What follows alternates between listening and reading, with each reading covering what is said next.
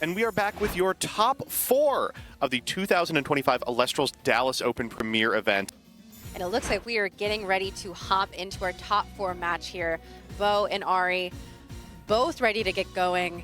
And I would be thrilled with either of these two making it into the finals. Both such cool and unique lists. As you said, these are home brews. These are decks that these two have built and tested and stuck by. And I'm thrilled to see them make it so far. Ari going to be setting 2, passing. I believe we had the turn 1 classic expend to draw. And we'll see it out of Bo too. Yep. The problem with both of these decks is Bo's deck aims to present a threat and then get an opponent with an Argo, where Ari's deck aims to respond to a threat with a Hydrake and get an opponent with the Penterror line. Both of them play this reactive style of gameplay, so getting off to the races is a little rough. An Astrabbit is something to deploy, and we can't see too much about what has been picked, but... I saw Gorgons and Eddie, but the one that I couldn't see, I think, is the card that was picked, so love that. But we do have Rabbit in attack, which I think makes sense, because even if it's attacking in the back row, you don't care. Yeah. You just get a point of damage, one of those 2 back row likely live to be able to protect it if Ari so chooses. And Bo says, you know what, I'll take it. So we've seen so many unbelievable plays out of Bo, and one of the hallmarks of this deck is that it aims to go over the top of some of these cards like Astrabbit with the added benefit of the strength of cards like Argo. However, because the individual Elestrals in it are so spirit efficient, in order to account for Argo's unbelievable cost, you get to play All-Stars from previous formats like the one, the only Viserys, which is threatening Astrabbit just like in the old days. I have to say, I don't think I've ever seen Viserys not get met with a shield, though. Yeah. It doesn't resolve often. When it resolves, it's great. Oh, it's powerful. That limit to 2 was very much needed. Looks like we're looking at a PTA coming out here. And if you're Bo, you're thinking, why exactly is that? So that PTA is going to bring the Viserys down to 2, but of course the Viserys is still at 3 because of its own effect. Means you'll be able to trigger the effect of the Viserys, grabbing Viserys from your deck. So even though you lose this one at the end of the turn with the payout from the PTA, you still have this other Vis on board. Yeah. That was kind of weird. I don't think we saw Bo reach into the deck. That may have been the second Viserys locked in hand. It would have been disastrous. The Viserys can cast from hand. It's just not... You just don't want it to. Yeah, it's not ideal. As we say, everyone has a Cedar Sore in their list. Yeah. And Ari going to be expending to draw. Yeah. Well, Ari's deck aims to present a huge push on a turn where Bo maybe has nothing in the back and maybe like a Viserys in attack position. Here we're trying to get to that position by firing off a Hurricane. That's interesting on a turn where you've expended, where you're not going to be... Oh. Or maybe that was not Maybe that was an expend for the PTA at the end of the turn. I think you're right. So here we get to go for the Nobby. We walk over the Viserys, and the Nobby can cast the Doppelgator. Is it in the hand? No, it's not. No, we're going from deck. So Doppelgator is going to be coming out here, and this is one of those lunar cards that has been a big threat. We've often seen it inside decks after Solar became more prominent, which we do know that Bo has at least some Solar in their list, but this is a good time for Doppelgator to be able to come out and present a big wall and a threat, be able to get some damage out right now and start pushing. One of the benefits to Bo's list is that he's playing a lot of cards that are sufficient removal. You know, Argos, Necklace of Harmonia, even cards like Heliolith can definitely deal with the Doppelgator in a way that a lot of decks that are just trying to tempo out can't. Ooh. Oh my gosh, Cybermall's in here. I cannot... Oh, that was in water. I think we're going for proper enchantment there. Here we go, which means a Golden Fleece is on the way. I can't believe this stuff in Bo's list. I'm always shocked about it. I'm a big Golden Fleece lover. I played a list that had it in it a while ago, and it's one of those cards that I think is underutilized and could see an emergence, and who knows, it's a superstar right now, although we're not. We saw a lot of people considering Golden Fleece with Tornadgen as a mechanism to hedge against the Cryoblast that has been eating it alive. This is a really scary position for Bo, though, because if you know that the Hydrake's coming, this could be upwards of 4 or 5 damage to you, provided that that back row doesn't check a Hydrake attack. Looks like Ari either doesn't have it or isn't willing to commit at present, but no reason to. While the Doppelganger doesn't decrease the attack of the Solar Enchanted Cybermaul, you know, it still does attack over it. Yes, the stat line is enough to be able to beat over that. The Galaxy as well is enough to beat over that Cybermaul, and now a Tsunami doesn't protect it, and simply going to be having to take that damage there. But I guess they're kind of happy about this. You know, you go down to 11, Ari's at 7. Like, they went really in. For a deck that's also on Hydrake, it's kind of a good position to put your opponent in because the Hydrake line costs 6. So you are just 1 spirit away from cutting them off of that entirely. All you got to do is deal with the board and you will be fine. That's an Argo grab. That is a big set 3. We already saw that one Hurricane. So Follow-up Hurricane. Here we go. Are we running 2? Bo probably pretty confident that that's not the case, although we have Rabbit coming out here in defense. None of those seem to be a Gorgon's Gaze, and if not, Bo feels like they want to save it. No PTA. You did mention that Argo grab. Argo, really a frustrating card to have to deal with the number of attack and defense modifiers that are currently on the field. The flip from Galaxy, the sync from Doppelganger. Yeah, my girl math right now is... Ugh. It's a lot, but I'm simply going to trust that when something dies, that it's meant to. For those of you watching at home, the way in which attack and defense modifiers are applied in Elestrals, I use the acronym SAFE, but with no E.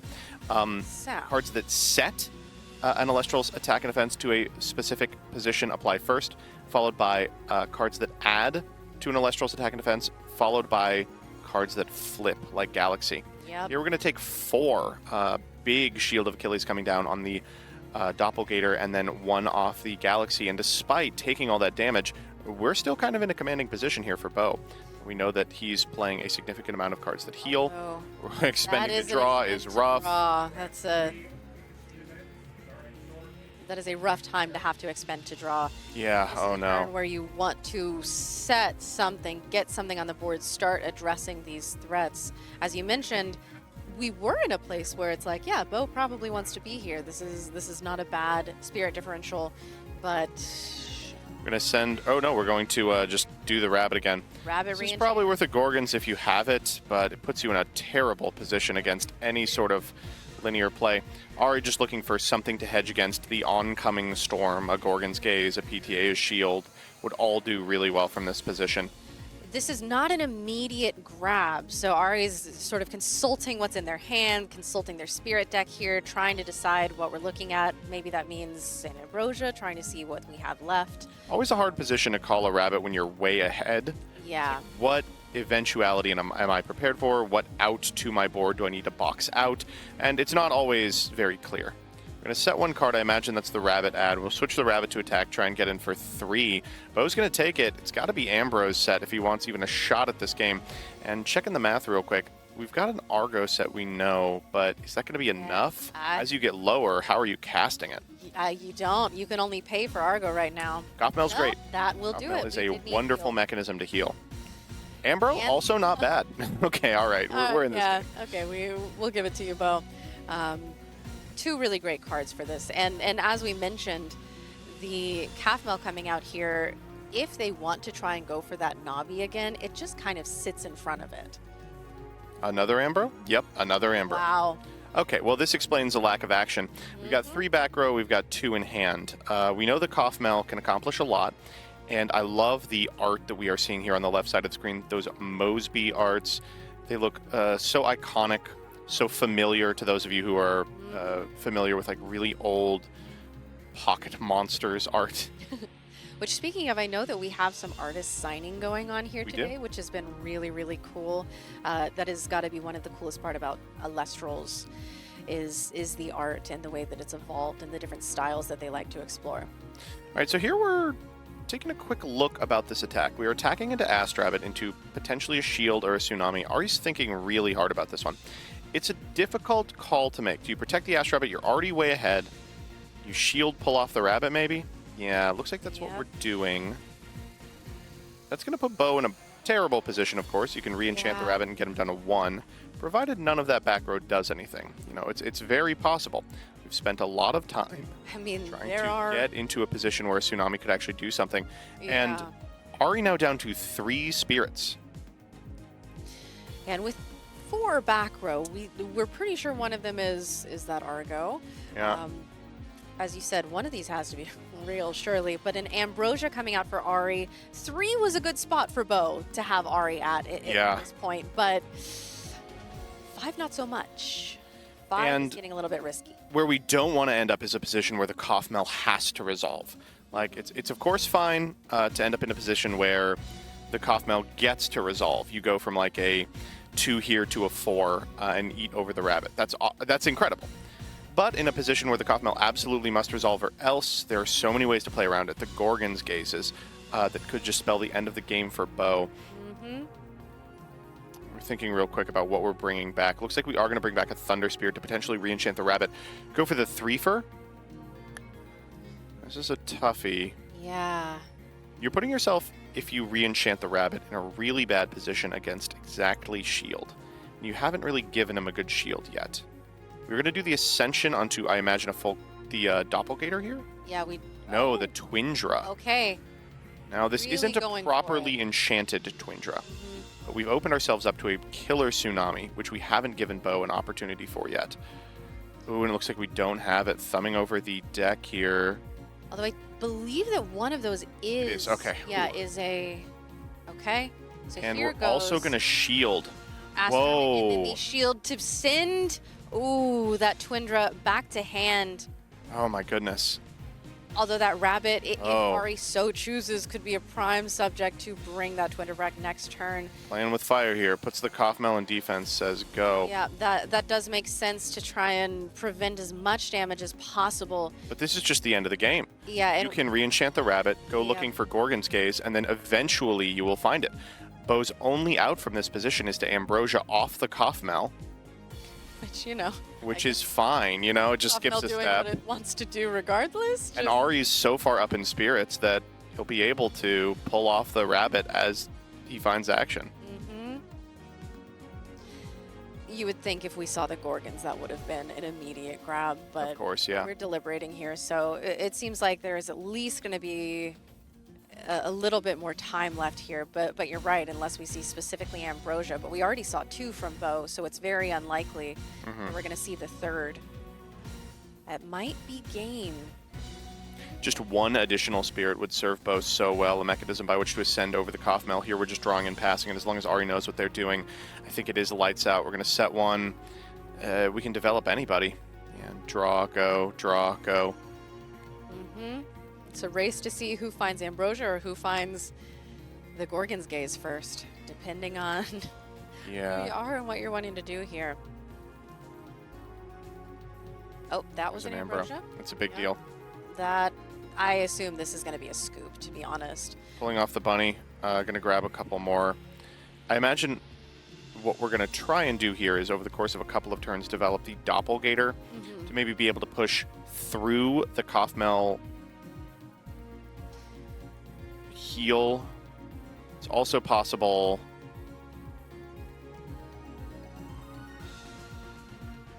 Okay, so we see the Lunar Thunder Otter. Yeah. I think getting the requisite spirits in the spirit deck to threaten a second Hurricane, which we know that he has in the hand.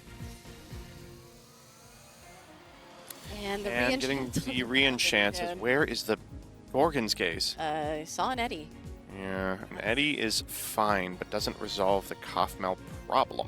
No, if you had Eddy and Gorgons, that'd be great.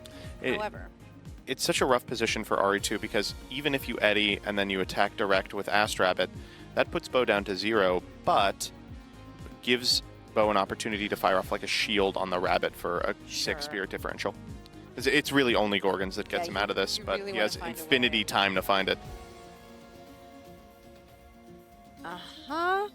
I mean, we're going through enough of the deck that Bo might see that they're an Ambrosia.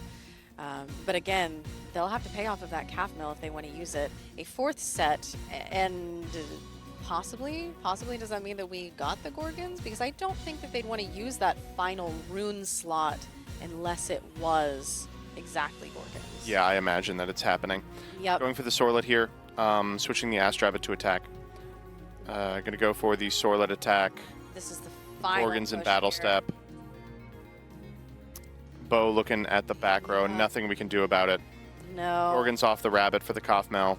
Bo down to 0. A scoop it up. Couldn't find the Ambro in time for Ari to find the Gorgons, but a textbook game 1 out of this. And looking at our hands, figuring out if we want to mulligan, this is going to be a key game for Bo to have a strong start, which Lumaru... It's a good one. Enchanted with a Fleur Mine to protect against any possible Cryoblast shenanigans. Yeah. Is a good start for sure. Lumaru is the first Rainbow Elestral. For the longest time, it was an honorary water Elestral. Then people started enchanting it correctly in these Tornadgen decks, and now it's playing around Cryoblast. Are you going to set 1 here? If you're Bo, you're giving him a really good opportunity to go for the big Pentair early. Let's see if he takes it. Although that set, you know, it could always be the Gorgons. It would be what it has to be. And it's going to be Galaxy, okay. This is a good play out of Ari because not only does it, you know, crash with the Lumaru, it also tests for Gorgons. You can kind of expect if Gorgons was there, that's a little too tasty to pass up. Yeah, that's a very tempting Gorgons. I think Bo might still sit on it though. Like might have an inkling of what's going on. That is Spend a draw here. Yep, expending 1 solar. It looked like maybe a tsunami. Yeah. Just a quick glimpse of it there. Although not gonna set it possibly. And Ari going for a Spectaris and simply just going to swing for 1. Bo going to be taking that, expending another solar and drawing here. Looking at this back row. Yeah, this is rough. The first game you feel like you got blown out by a hurricane, so you don't want to get too in the weeds on hurricane math. That said, that's why those solars were going into the underworld. Yeah, you can pass for a couple of turns for Cybermall reasons. Yep, wanting to pay for this golden fleece. It is not being met with a Gordon's. We got the organized play fleece. That's nice. So beautiful. And I think this is really going to show how this happened last game, Bo's deck could have been able to do. We're going to take a sec to read Golden Fleece. If you're unfamiliar with this card, the short of it is it prevents your Elestral from dying once. There's an increase to defense as well. We're going to pull off the Fleece to cast a Cryoblast. The Cybermall is largely just in here as a way to recoup spirits, set up for Nexus, get the Golden Fleece in rotation. And at that job, it is one of the best. Bo is really agonizing over setting a second card here. Says, no, I'm not going to lose to Hurricane. I think it's that Tsunami, which is a big card here. And you're right, that would be a very tasty Hurricane. All right, Ari going for Eddie here, and Cybermall looking rather vulnerable. But we are going to end up shielding that Eddie. That's interesting. To protect the Cybermall. I don't know. Oh, I know exactly what's going on. Ooh. So Bo's deck is, of course, very focused around artifacts. It's also a Lustragon deck. So every solar enchanted Elestral that sticks for a turn threatens an Ascension. Also means that if you are able to do something like this, you can threaten a Nexus. So we've got a set card. We've got 2 of these bad boys getting in for 2. Going to Tsunami these. Gets out the back row. The Eddie can be developed here, but it doesn't matter that it switches something to defense. Nope. So this is a situation where we've seen in this position people misenchanting the Eddie, possibly with Frost. We are going for the one-off Hurricane. Okay. And it did get the Argo. Big deal. That was a huge hit. Ooh, the stamped Argo is hard to get.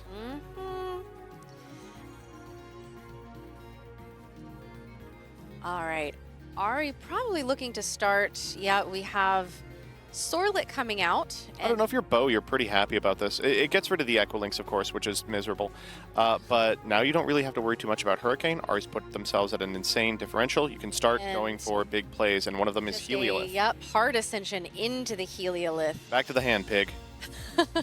Set 2, get in. And like you said, we're now feeling confident about no Hurricane. If you want to pay another 3, if you want to go to 6, go for it. Exactly. Bo finally feeling confident to set those back row.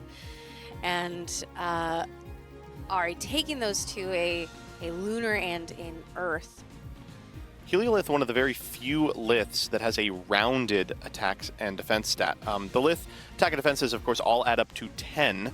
This one split it evenly, 5 and 5, which means that it's really hard to get rid of with something like an Eddy, something like a Sorlet. You're going to need a Zeus. You're going to need some sort of removal spell in order to make it happen. Looks like we're not going to have a resting on your laurels. Sorlet comes back out. Bo says, okay. And there's the Zeus. Okay. Yep, that's exactly what we need. Although these two set, we think that one of them could be a Tsunami. Which Tsunami, Shield. It would actually be really difficult to determine what exactly wouldn't prevent this play from going. Ari making a decision here on the Zeus. The boy math in this deck is quite bad, thanks to the Pantera line, which requires so much Lycoris. So we're only going to get 2 activations off the Zeus. I do think I'm just going to shield now. Yeah, Ari, knowing that that wasn't going to go through, definitely having to deliberate on, do I do 2? Bo just tempoing out now, developing another Elestral puts Ari down to 3. Going for the Sorlet puts Ari down to 2. At that point, if you're able to get over the Heliolith, fine, no big deal. Here comes Eddy.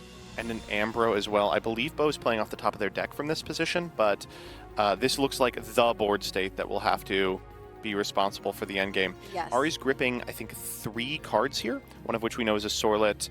I think we know there's an Eddy as well. None of those deal with the board particularly cleanly. Eddy on Eddy violence is always an excellent choice that we have seen many times. Yesterday, although this looks like... Ugh, this is hard. Giving up on the Earthquake Dream, you can see. Exactly. We're going to take 1 Zaptor out of there with the understanding that we really don't have too much that can make use of it yet. Setting 1 additional card. Imagine we're going for the Sorlet here. We're going to try and maybe get over the Eddy. Ugh. Yes. We got to go for the Zeus play. There's no other option. Yeah, unfortunately, Heliolith sitting here is a huge problem. Look at Bo's already fingering that back row. Says, all right, you lose. I knew it was a Tsunami. Yeah, and Ari's picking it up. It's one of those positions where, like, you know that you are so disadvantaged. You know that you're in a position where you have to be making bad plays because otherwise you're not going to be able to get back into the game. But you do it anyway. You know, sometimes they don't have it. You know, sometimes they have been playing to represent something they do not have. Definitely. And it's worth checking. Breathing heavy, and Ari shakes his head, says, God, not like this. Yeah, I was able to, sort of in between rounds before this, talk to Bo a little bit, and they were definitely nervous, definitely feeling it, and very excited, though. The thing about Bo is they are an emotional player. They do get excited. They get hyped. They make up for the difference in terms of composure with reps. They've played this deck more than anyone else. So when you feel kind of out of sorts, when you feel that you are getting overwhelmed, you can kind of let the flow state take over. And if you have been in the situation that you are currently in time and time again, you can execute your moves just like you were sitting at home on your computer. Yeah. I again, really do like Bo's deck in this matchup, but could go either way against a deck this explosive. Like you mentioned, it's kind of like chess, where you get to a point with it where if you've done enough reps, everything, like you said, this is a game state I recognize. I can fall back on this. Ari has been a champion of this list for a long time, so probably similarly is confident in knowing how the deck performs, where we're at any given point in time. We see a mulligan and an expend, I believe, from Ari. Expend doesn't necessarily mean the hand is bad, but that's a little horrifying. Mostly horrifying because this deck, this Hydrake strategy, really does need all of its spirits. It's not a deck that can, lean back on the efficiency of its Elestrals. It is taking 7 to do a long play. And Calf Mel coming out here, setting one, that feels great. Spectaris coming out here as well. Which, I mean, I hate to say this, most telegraphed back row rune in the history of time. No reason to ever go for the Kaufmel in a position where it's not going to do anything to goad your opponent to go into Spectaris. I imagine we're getting Ascended on here. Ooh. What are we looking at? I see the Cypher Maul. We did maybe go Cypher Maul here. Yeah, you're right. In a position where it can actually resolve, this would be crazy. Well, looking for Ari here. Back row. Ari not seeming to, This is a position that's kind of hard for Bo. While they are certainly in the driver's seat, they would be preferring to use spirits from the underworld to cast the Golden Fleece. They would be preferring to recoup some of the losses off the Kaufmel. We just haven't lost any spirits yet.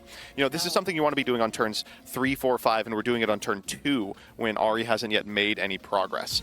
A little scary. I imagine we have a cool Nexus play in mind if we're doing something like this, but who knows? Let's see what this is here. All right, we're going to try and get over these. The Kaufmel can eat the Specterus. Okay. The Cybermaul can get in for 1. It's protected at present thanks to the Golden Fleece. We did cast the Golden Fleece from our Spirit deck, not our Underworld. So it is online with double solar. Yeah, that is properly enchanted, which means that anytime this Cybermaul would be removed from the field, instead you can sacrifice the Golden Fleece. Again, you said we might have some Nexus shenanigans going on. I would love to see that. I know that Bo mentioned this being a very Nexus-heavy list, and we haven't gotten to see that. We saw Equilynx hit the field for a second and a half. Yeah. But This is a high-risk, high-reward play. I imagine what's going on is you want to send over the Kaufmel for a Lustragon, and then you can Nexus from the Golden Fleece in order to pop a card. Could win the game on its own. The downside is it's vulnerable to everything. yeah. Outing the Cybermaul, outing the Kaufmel, a bad attack, all could theoretically take this down. Going to take the Kaufmel here, and I believe the Kaufmel doesn't trigger because the Spirit is still under it at the time it goes to the Underworld. So while we are at 14, we haven't been able to do anything about it. Yeah, but we're going to Cryoblast this. Hot Cryoblast coming down. Yeah, this Sorlet. Equilynx, one time. Oh my goodness. Oh, We have Heliolith Yup. available thanks to the power of the on-board Golden Fleece. Thank That you, explains Golden why we did it. Fleece. And we're just getting in. Says, you know what? Take 3. yup. And this is where this deck really starts to shine. And Ari's going to have to do something very quickly, as you mentioned. Well, this is a very I will say expensive- this is the board you want to see as Ari. If you have a Hydrake, you do win the game right here. Hydrake That's into true. Cybermaul, Twindra into Heliolith, No and back Terror row. over the Cybermaul. No back row. Mm-hmm. Oh, okay. Boombat, I was going to say though. that was about to be the most valuable Hydrake of Yeah. all time. And that's fair. Boom batting the Heliolith, removing that. But that does still leave Cybermaul on the board for a possible Hydrake. And as you pass turns as Ari, you get further and further away from the Dream Hydrake. Like here, we go Equilynx. We can hit for 2, put Ari to 7, and Hydrake into Twindra into Penterror is 6. So it would be the last thing you're able to do. Harmonia onto the Cybermaul. Oh, wow. And We're that's going to go Equilynx to pop the back row. Try and do 4 here. Says you are not getting to Penterror. You are going to run out of spirits. Bo getting so aggressive here. Is it a Tsunami? It's a Gorgons. Okay, and this is really cool to see. Unfortunately, that Necklace of Harmonia does mean that Bo is going to be burning for spirits until they're able to get rid of the spirits on that necklace. But that is a big Equilynx. It's now protected from Hydrake. I believe it's protected also from Twindra. So if we do see a Hydrake, Ari not going to be able to We'll get to Pent. do the fall. You think so? We can get all the way to Pent here, but it's the last thing we can do. Yeah. 6 is it's the whole line. So a Hydrake here, and the Spirit deck would also have to be perfect boy math. It's such a tough position to be in. We might just have to play like a tempo style game until we can find enough Ambrose to make it work.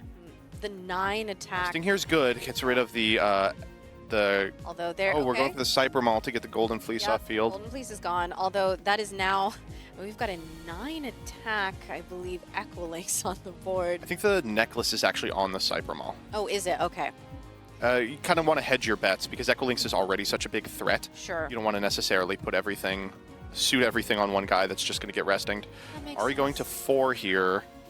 Recasting. It is a Specterus that outs the non-Harmoniad. We do have the Ambro, so wow, it's so frustrating. A Hydrake at any point during this game would have just won Ari the entire match. There was the perfect, most delicious turn for it. And I know he was staring at that board, drooling at the top of his deck. yeah, Oh no. Alright, so it looks like we're going to be able to get over the Equilynx here, but not the Cybermaul. Cybermaul's in a really tough position. The Harmonia is going to get really expensive really quickly. We're not doing damage to Ari. Up to 6.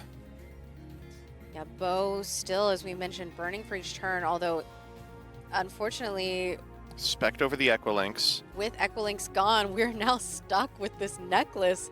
Not going to be able to activate Equilynx. Show me Heliolith number 2. We've got an Elechick coming in. Check's good. It's a good card. And But we are going to go to 4 here. yeah. And Equilynx being limited to 1. So devastating because that means there goes the Nexus. The meter. Okay. Again, Equilink's looking mighty tempting here, but just The Equilink would have been mocking so us. perfect, yeah. Yeah. You're going for a big the meter too. There's a scenario in which we can maybe get ourselves so low we don't have to pay out the necklace, but not for now. I think we're boosting the Elechick to play around a potential Shield of Achilles, or Gorgon's Gaze, though we would have seen that on the Elechick. A Tsunami here would be devastating. We don't have it. So you're going to Okay. get in for 1, put Ari to 5, but Bo's going down to 2, courtesy of this Necklace of Harmonia. We have to make a play next turn to turn off the necklace on our turn. Ari's still got a decent Hydrake here. Hydrake into Twindra. Wait a turn on the necklace. I mean, it's not bad. Ugh.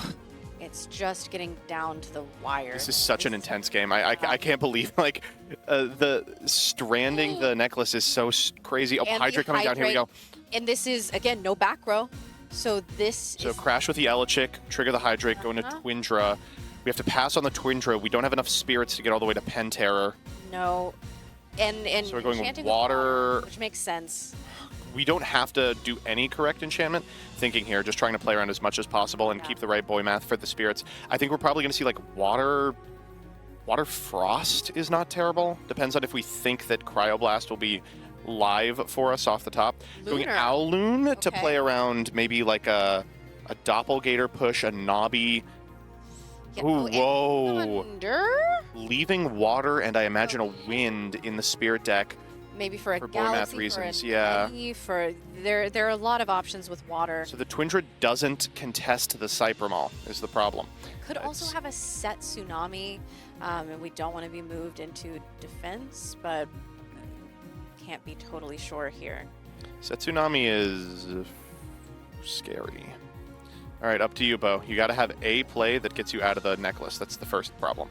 Koffmel, unbelievable. Yes, Koffmel, this really is strong. Huge, and actually would be able to get some value now that we have. The meter. Uh-huh. Oh, we're going for our last spirit. Ambro. Ambro, okay. Oh, so that's cool, but also very scary because of the way necklace works. Necklace of Harmonia is going to simply continue to burn us every single turn, and this is the downside of this particular artifact rune. While it is so powerful, giving the equipped Elestral +5 attack, that burn Okay, doesn't- Ari going. Well, hold up. Let's talk through this. Okay, so the Twindra is not going to be able to ascend. We're going the 6 attack Koffmel over the Twindra, buffed by the Demeter. That means that Ari's going to have to contest both the Koffmel and the Cybermaw, the Cybermaw if we want to stay healthy. But any back row is going to put him in a position where it's unlikely that's going to happen. We're going to go Cybermaw direct for 1. which And from this position, it has to be like Ambro plus action to get out of it. We do have action, it looks like. And it is a Gorgons with the last 2 spirits. okay. Koffmel eats the Twindra. Bo going, okay, I'm doing this attack. Ari doing math here. I don't think there's a way out from this position. Oh, this might Back row be too game expensive. end. Galaxy off the top. Yep. And Bo That moves is- on to finals. That's unbelievable. Oh, my goodness. What a tense, close game off the back of a Necklace of Harmonia that went on for 3 turns. World's That- most expensive necklace. Sometimes you gotta pay interest. And I am here with our very first confirmed finalist for the first ever in-person Elestrals event. Bo, I know that this is going to be a loaded question. How are you feeling? Everything. Everything. A bit like I'm extremely excited, super hyped, exhausted, and a bit despair because that's friendly fire.